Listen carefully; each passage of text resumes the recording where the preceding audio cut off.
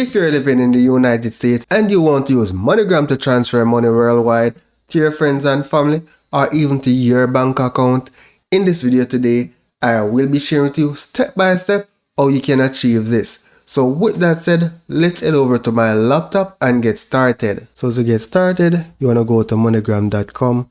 The link will be in the description of this video. You can also download the mobile app from the App Store or the Play Store. And once you create your account, you can sign in using the website or the mobile app, it doesn't matter. So once you're on the website, select sign up. Here you're going to provide the email address and the password and the phone number to create your account. That's literally it. However, I have an account already, so I'm not going to sign up, I'm going to sign in.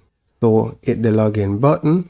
So here I'm just going to sign in to my account. Once you're in, you'll see an option like say send money or add recipient. Over in my case, because I've added several recipients, I am seeing the option to send to someone new. So I'm going to select this option, specify the amount that you want to send, specify the receiving country. I'm just going to say Jamaica. Once you do that, select estimated fees, because if you don't do it, you will not be able to proceed. So it gives an estimate of the amount of money the receiver will receive, and it shows the exchange rate as well as it shows when the money will be available. Here you can select your payment method. So I'm going to go with a debit or credit card.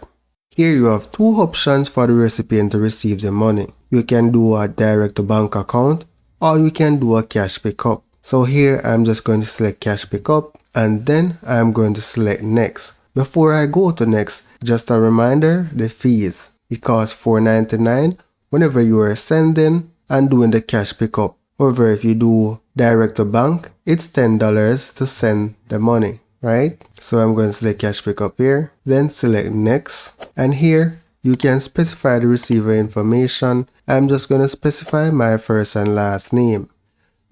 Then select next. Here, I already have a card on file. In your case, you'll be adding a new card. So I'm just going to select my card. I'm going to verify my CVV. So let me verify. And in your case, it's also going to ask you for your home and billing address because you have never sent money before. However, once you provide these information, as you can see, it doesn't ask me for it again.